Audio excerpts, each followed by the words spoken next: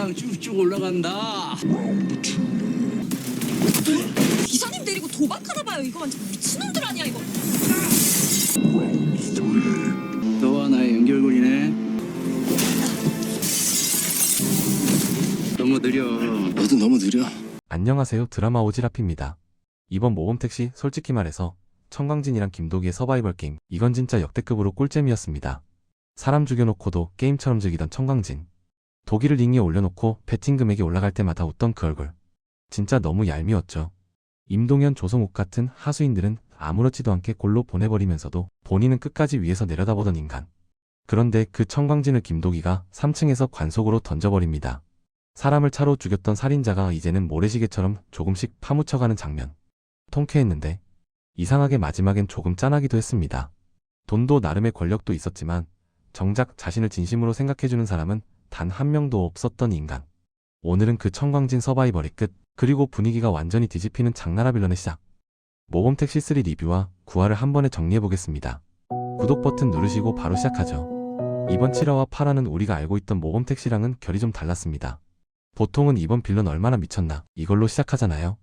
근데 이번 이야기는 처음부터 끝까지 빌런보다 더 강하게 남는 인물이 있었어요. 바로 아들을 잃은 아버지 박동수입니다. 청광진이라는 이름보다 민호라는 이름이 먼저 떠오르는 회차였죠. 민호는 단순한 피해자가 아니었습니다. 겁이 없어서 죽은 것도 아니고 운이 없어서 희생된 것도 아니었어요. 친구들이 승부 조작에 가담하는 걸 보고도 그냥 모른 척하지 못했던 아이. 이건 아니잖아 라고 말해버린 아이였죠. 그 한마디가 민호의 운명을 바꿔버렸습니다.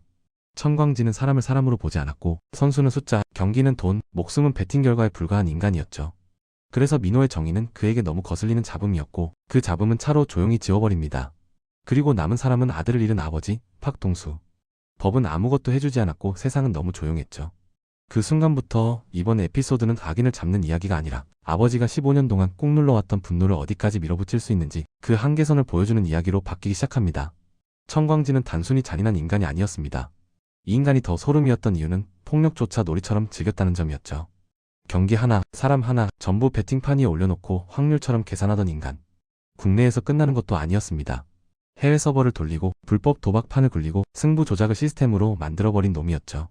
선수는 사람이 아니고 돈을 벌어다 주는 말이었고 부상도 인생도 다 숫자일 뿐이었습니다. 그리고 그 정점에 있었던 장면. 바로 도기를 링에 올려놓은 서바이벌 게임이었죠. 싸움 잘하는 도기를 가운데 세워두고 부하들을 하나씩 던져 넣습니다. 도기가 한 명 쓰러뜨릴 때마다 관중석의 돈은 기하급수적으로 불어나고 청광진의 입꼬리는 점점 더 올라갑니다. 사람이 피를 흘리는데 저 인간은 돈이 오르는 걸 보고 웃고 있었던 거죠. 솔직히 말해서 시청자 입장에선 도기 액션 보는 맛이 있었습니다. 근데 그게 문제였죠. 그 순간 우리는 청광진이 만든 판 위에서 같이 게임을 보고 있었던 거죠. 그리고 그걸 제일 먼저 깨달은 사람이 바로 도기였습니다. 도기는 싸우면서 점점 선을 넘기기 시작합니다. 처음엔 임무였고 그 다음엔 분노였고 마지막엔 그냥 인간으로서의 감정이었습니다. 그래서 도기는 마지막에 청광진을 만났을 때 더 이상 계산하지 않습니다. 배팅도 판도 룰도 다 무시하고 진심으로 주먹을 꽂아 넣죠. 그 순간부터 이 게임은 끝났습니다. 이제 남은 건 단 하나, 청광진이 자기가 만들어 놓은 판 위에서 어떤 방식으로 떨어지느냐였죠. 결국 청광진이 떨어지는 순간이 옵니다. 사람을 차로 죽였던 인간, 끝까지 위에서 내려다보던 인간.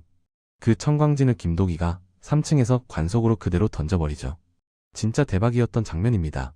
주먹으로 끝내지 않았고 법으로 넘기지도 않았어요.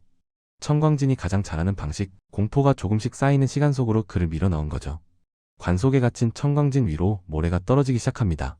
모래시계처럼 천천히, 아주 잔인하게. 임동현, 조성욱. 사람 인생을 망가뜨리던 하수인들은 단번에 정리해버렸는데 정작 이 모든 판을 설계한 청광진은 숨쉴 틈조차 없는 고통 속에서 조금씩 파묻히게 됩니다. 이 장면이 통쾌했던 이유는 분명해요. 사람 목숨을 돈으로 계산하던 놈이 이제는 자기 숨을 숫자처럼 세고 있으니까요. 근데 이상하죠. 그 순간 완전히 시원하기만 하진 않았습니다. 모래가 떨어질수록 청광진의 얼굴에는 공포 말고도 다른 감정이 섞여 있었거든요. 그리고 도기가 묻습니다. 이 세상에 널 기억해주는 사람 하나라도 있냐? 그 질문이 왜 이렇게 아프게 남았을까요? 돈도 권력도 있었고 사람들이 서 있던 인간이었는데 정작 자기를 진심으로 생각해줄 사람은 단 한 명도 없었던 거죠. 그래서 청광진의 최후는 통쾌하면서도 조금은 쓸쓸한 엔딩이었습니다. 악인은 벌을 받았는데 사람으로서 남아있던 건 아무것도 없었던 인간. 그렇게 서바이벌 게임은 끝났습니다. 그리고 이번엔 응징의 방식이 완전히 달라집니다. 청광진은 주먹으로 끝낼 수 있는 악이었지만 장나라는 그렇지 않습니다. 이 빌런은 때려서 무너뜨릴 수 있는 사람이 아니에요. 장나라는 손에 피를 묻히지 않고 시스템 뒤에 숨어 아이들 인생을 갈아넣는 인간입니다. 그래서 김도기는 다른 선택을 합니다. 이번엔 밖에서 부수지 않습니다. 안으로 들어갑니다. 아이돌 매니저 김도기.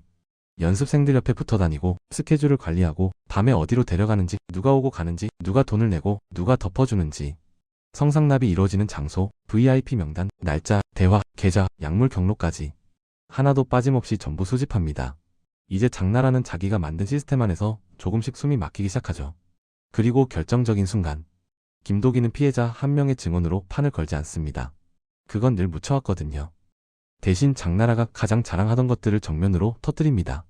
투자자, 광고주, 방송사, 글로벌 플랫폼, 그리고 대중, 연습생 계약서 속 노예 조항들, 성상납과 연계된 스케줄표, 약물 유통 기록, VIP 리스트, 그 모든 게 한 번에 공개됩니다. 기획사는 문을 닫고 아이돌 데뷔 프로젝트는 전면 중단, 투자자들은 손절, 광고는 철회, 방송 출연은 전부 취소. 장나라는 단 하루 만에 성공한 대표에서 연예계 최악의 상징이 됩니다. 여기서 중요한 건 아무도 장나라를 때리지 않았다는 겁니다. 하지만 그녀는 다시는 예전 자리로 돌아갈 수 없습니다. 연예계에서 가장 잔인한 응징은 맞는 게 아니라 아무도 불러주지 않는 거니까요. 그리고 마지막 장면. 카메라는 비어있는 연습실을 비춥니다. 무대도, 음악도, 꿈도 사라진 공간. 김도기가 무너뜨린 장나라 한 명이 아니라 그래도 다들 그렇게 해라며 넘어가던 연예계의 오랜 관행이었죠. 과연 이 파괴는 어디까지 이어질까요? 그리고 이 판을 뒤에서 덮어주던 진짜 상위 이소는 언제 모습을 드러낼까요? 모범택시3 이제 진짜 후반부 지옥으로 들어갑니다. 이경영. 삼흥도파라는 조직으로 본격 합류하죠. 연예계 성상납, 마약, 권력과의 유착. 장나라가 앞에서 판을 굴렸다면 삼흥도파는 뒤에서 모든 걸 덮어주던 진짜 손일 가능성이 큽니다. 이제 싸움의 스케일은 개인 이야기를 넘어서 조직과 조직의 전쟁으로 올라갑니다. 김도기는 이번에도 그냥 싸우지 않을 겁니다. 어떻게 들어갈지, 어디를 먼저 부술지, 그리고 이 거대한 조직을 어떤 방식으로 무너뜨릴지. 저도 열심히 시나리오 정리해서 다음 이야기로 다시 돌아오겠습니다. 이 판의 끝이 궁금하시다면 지금 구독 버튼 부탁드립니다. 즐거운 한 주 보내시고 우린 더 재밌는 이야기로 만나요. 감사합니다.